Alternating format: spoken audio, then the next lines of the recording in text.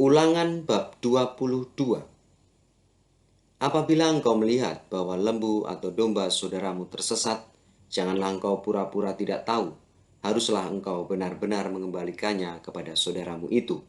Dan apabila saudaramu itu tidak tinggal dekat denganmu dan engkau tidak mengenalnya, maka haruslah engkau membawa hewan itu ke dalam rumahmu dan haruslah itu tinggal padamu sampai saudaramu itu datang mencarinya.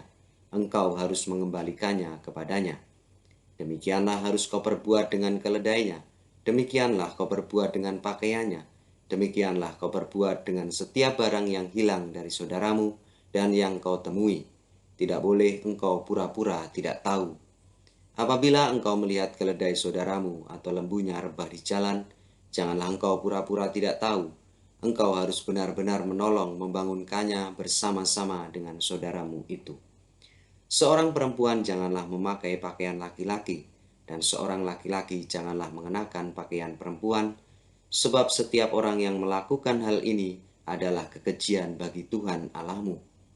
Apabila engkau menemui di jalan sarang burung di salah satu pohon, atau di tanah dengan anak-anak burung atau telur-telur di dalamnya, dan induknya sedang duduk mendekap anak-anak atau telur-telur itu, maka janganlah engkau mengambil induk itu bersama-sama dengan anak-anaknya. Setidak-tidaknya induk itu haruslah kau lepaskan, tetapi anak-anaknya boleh kau ambil. Maksudnya supaya baik keadaanmu dan lanjut umurmu. Apabila engkau mendirikan rumah yang baru, maka haruslah engkau memagari sotoh rumahmu, supaya jangan kau datangkan hutang darah kepada rumahmu itu apabila ada seorang jatuh dari atasnya. Janganlah kau taburi kebun anggurmu dengan dua jenis benih, supaya seluruh hasil benih yang kau taburkan dan hasil kebun anggurmu jangan menjadi milik tempat kudus. Janganlah engkau membajak dengan lembu dan keledai bersama-sama. Janganlah engkau memakai pakaian yang dua jenis bahannya, yakni bulu domba dan lenan bersama-sama. Haruslah engkau membuat tali yang terpilin pada keempat punca kain penutup tubuhmu. Apabila seseorang mengambil istri dan setelah menghampiri perempuan itu menjadi benci kepadanya, menuduhkan kepadanya perbuatan yang kurang senonoh, dan membusukkan namanya dengan berkata, "Perempuan ini kuambil menjadi istriku, tetapi ketika ia kuhampiri, tidak ada kudapati kepadanya tanda-tanda keperawanan." Maka haruslah ayah dan ibu gadis itu memperlihatkan tanda-tanda keperawanan gadis itu kepada para tua-tua kota di pintu gerbang.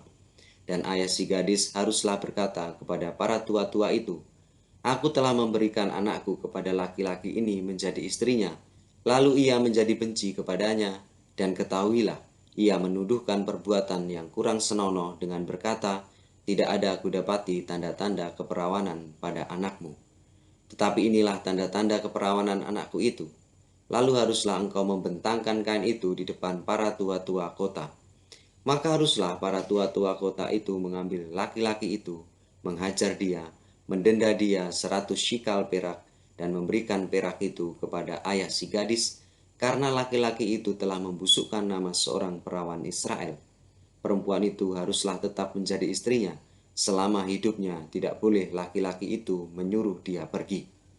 Tetapi jika tuduhan itu benar dan tidak didapati tanda-tanda keperawanan pada si gadis, maka haruslah si gadis dibawa keluar ke depan pintu rumah ayahnya, dan orang-orang sekotanya haruslah melempari dia dengan batu sehingga mati, sebab ia telah menodai orang Israel dengan bersundal di rumah ayahnya. Demikianlah harus kau hapuskan yang jahat itu dari tengah-tengahmu. Apabila seseorang kedapatan tidur dengan seorang perempuan yang bersuami, maka haruslah keduanya dibunuh mati, laki-laki yang telah tidur dengan perempuan itu dan perempuan itu juga.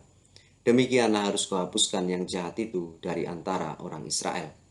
Apabila ada seorang gadis yang masih perawan dan yang sudah bertunangan, jika seorang laki-laki bertemu dengan dia di kota dan tidur dengan dia, maka haruslah mereka keduanya kamu bawa keluar ke pintu gerbang kota dan kamu lempari dengan batu sehingga mati gadis itu, karena walaupun di kota ia tidak berteriak-teriak, dan laki-laki itu karena ia telah memperkosa istri sesamanya manusia.